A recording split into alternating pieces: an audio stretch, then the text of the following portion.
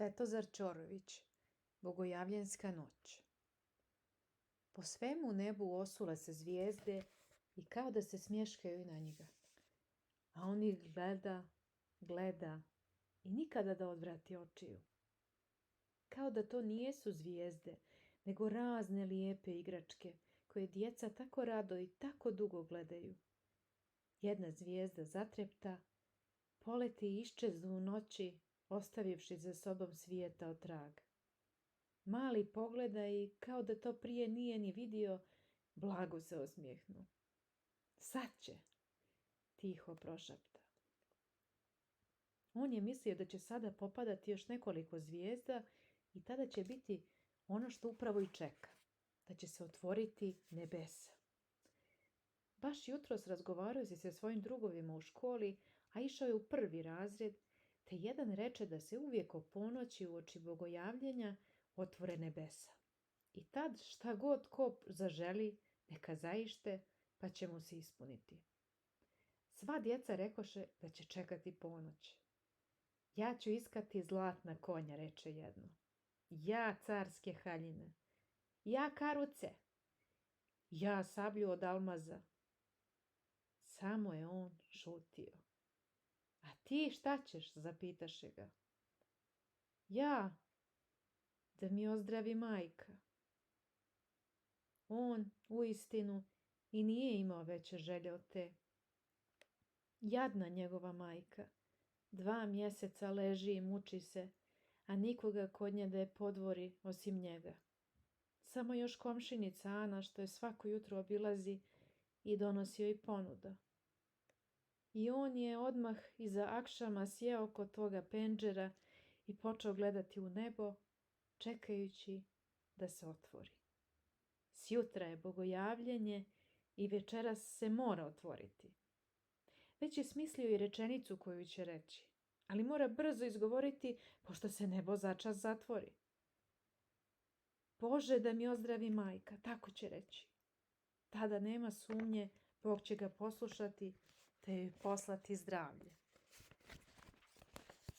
I ona će tada ustati sa svoga dušeka. Neće biti blijeda i mršava, nego puna i rumena. Niti će biti ovako tužna i sjetna, nego vesela. Te će se s njime, kao i prije, šaliti, nositi ga u naručju i pjevati mu onu njegovu omiljenu pjesmu. Božić, Božić, bata, nosi kitu zlata, da pozlati vrata i oboja poboja i svu kuću do kraja. Osim toga, ona će zarađivati i kupovati mu kolača od šećera kao nekada. Sašiće mu i lijepe nove haljine da ne ide u dronjcima kao sada. Majko, zovnu je tiho. A, odazva se bolesnica stenjući. Još malo, pa ćeš ozdraviti, reče joj nekako pouzdano, a zatajao je kako će ozdraviti. Htio je najprije da joj izmoli od Boga zdravlje, pa tek ujutru kad se probudi zdrava i vesela, da joj kaže kako je čekao otvaranje nebesa i kako je on Boga umolio. Svijeća koja je sve do sada dogorjevala prasnu i utrnu se.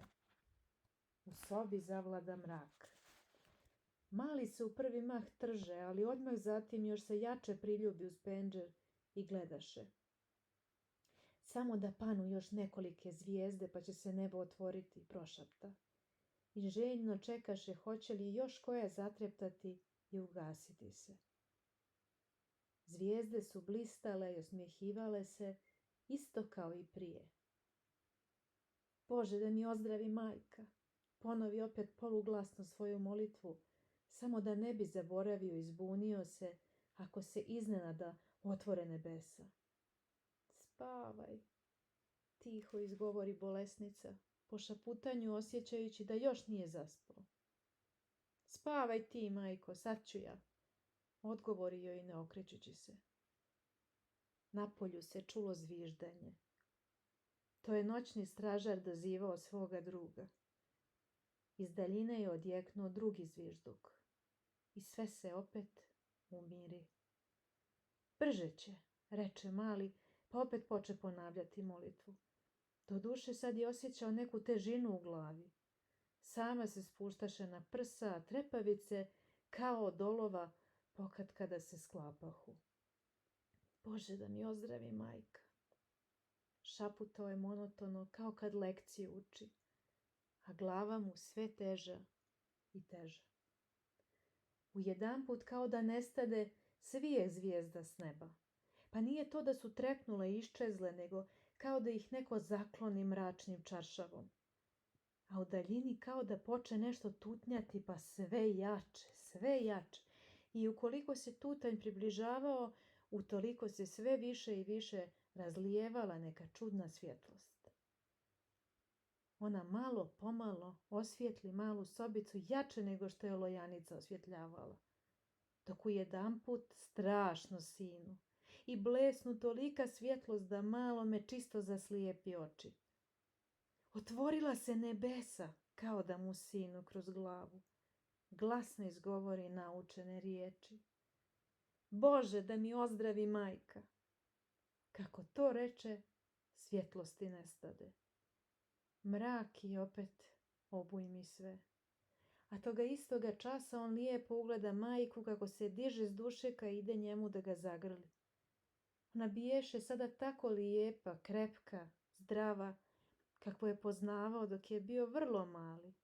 On vrisnuo od radosti i poletio joj na prsa. A ona ga pritište i poče ljubiti, toplo ljubiti.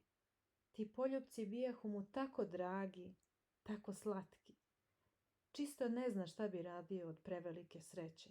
Pa i on zagrli nju i počeo joj vraćati još toplije i još slađe. Zora je osvanula kad se probudio.